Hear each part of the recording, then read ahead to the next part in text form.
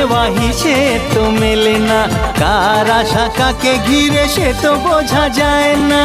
হিসেবের গোলমাল হলে হবে না যে হাল, বুঝে নাও কাকে কে যে চায়।